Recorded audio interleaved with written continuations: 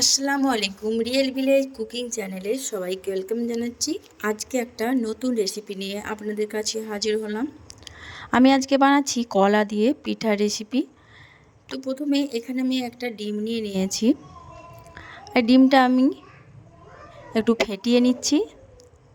এইভাবে করে একটু ফেটিয়ে নেব। আজকের এই পিঠা রেসিপিটা সম্পূর্ণ অন্য রকম। এখানে আমি নিয়ে নিলাম একটা কলা। এই কলা দিয়েই আজকের পিঠাটা বানাবো। আপনারা তো কলা দিয়ে অনেক রকমের রেসিপি বানিয়েছেন। আজকে একটু নতুনত্বভাবে আজকের এই কলা দিয়ে পিঠা রেসিপিটা কিন্তু দুর্দান্ত হবে। স্কিপ না করে পুরো ভিডিওটা দেখতে থাকুন, খুবই ভালো লাগবে।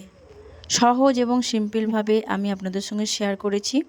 আর এখানে দুধ নিয়ে নিয়েছি। আমি দুধ জাল দিয়ে ঘন করে রেখেছিলাম। আর নিয়ে নিচ্ছি চিনি, 2 টেবিল চামচের মতো চিনি নিয়েছি। দিয়ে দিচ্ছি বেকিং পাউডার, 1/2 চামচ বেকিং পাউডার দিয়ে আমি ভালোভাবে মিশিয়ে নিচ্ছি। বেকিং পাউডারটা আপনারা পরেও দিতে পারেন। আমি এখানে দিয়ে দিলাম। সামান্য লবণ অ্যাড করে দিলাম, এটা আপনারা স্কিপ করতে পারেন। সব কিছুকে ভালোভাবে মিশিয়ে নিতে হবে। এবার দিয়ে দিচ্ছি এখানে ভ্যানিলা এসেন্স এবং সমস্ত কিছু উপকরণ আবারও ভালোভাবে মিশিয়ে নিচ্ছি। এবার দিয়ে দিচ্ছি এখানে আমি আটা, গমের আটা নিয়েছি। গমের আটাটা আমি আবারও সব কিছু উপকরণের সঙ্গে ভালোভাবে মিশিয়ে নিচ্ছি। সমস্ত কিছু যখন ভালোভাবে মেশানো হয়ে যাবে, আমি এটাকে মিক্সিং জারের মধ্যে নিয়ে নেব এবং সমস্ত কিছু উপকরণকে আমি মিক্সিং বলে নিয়ে একটু ঘুরিয়ে নেব। এতে করে স্মুথ হবে। আমি একটা মিক্সিং বোল নিয়ে নিয়েছি। সব কিছুকে আমি ঢেলে দিচ্ছি এর মধ্যে।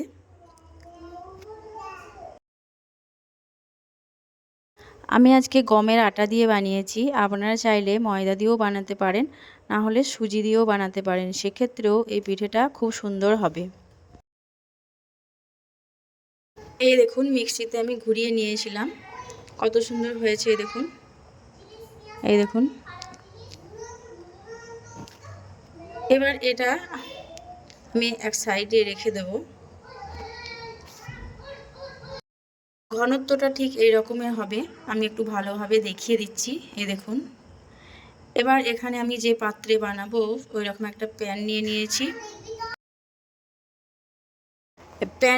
প্যানের মধ্যে নিয়ে নিয়েছি 2 টেবিল চামচ ঘি। 2 টেবিল চামচ ঘি নিয়ে আমি চারিপাশে একটু এভাবে ঘুরিয়ে নিচ্ছি, এইভাবে করে যেন চারিপাশে ভালোভাবে লাগে।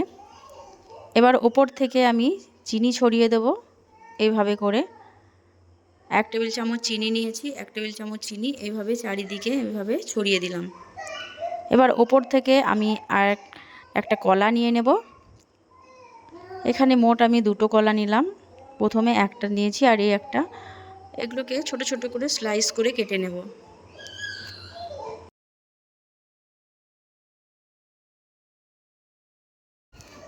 এইভাবে করে ছোট ছোট করে স্লাইস করে নেব। আর এখানে নিচে আমি এইভাবে করে সাজিয়ে দেব।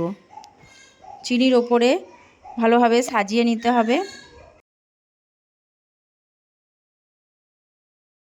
চিনি দেওয়ার কারণে এখানে তলায় একটা ক্যারামেল পড়বে। এতে করে দেখতেও ভালো লাগবে, এর স্বাদটাও ভালো আসবে। এইভাবে করে আমি এখানে স্লাইস করা কলাগুলো দিয়ে দিলাম। এবার যে আমি ব্যাটারটা বানিয়ে রেখেছি সেটা আমি ঢেলে দিলাম। খুব সমানভাবে একটু ছড়ার মতো করে ছড়িয়ে দিলাম চারিদিকে। একটু ভালো করে সেট করে নিতে হবে। বাড়িতে বেঁচে যাওয়া কলা বা বেশি দিনের কলা হয়ে গেলে আপনারা ফেলে না দিয়ে এইভাবে বাড়িতে পিঠে বানিয়ে নিতে পারেন, বা কলার কেকও বানিয়ে নিতে পারেন।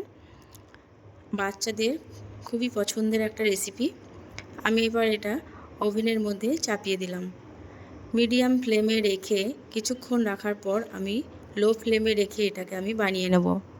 মাত্র 15 মিনিটের মধ্যেই এটা রেডি হয়ে যাবে।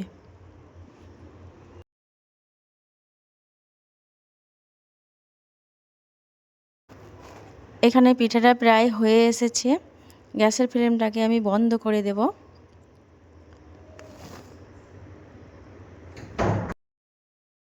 ওপর থেকে ঢাকনাটা আমি খুলে নিলাম। এই দেখুন খুব ভালোভাবে এটা হয়ে গেছে। আমি একটু টুথপিক দিয়ে চেক করে নিয়েছি এই পর্যায়ে। এবার এটাকে আমি একটা পাত্রের মধ্যে তুলে নেব। সহজেই ছেড়ে আসবে, এইভাবে একটু চাপ দিলে সহজেই ছেড়ে চলে আসবে।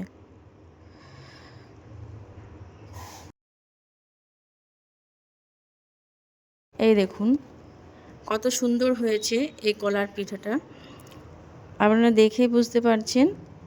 এবার এটাকে আমি স্লাইস করে পিস পিস করে কেটে নেব এইভাবে করে।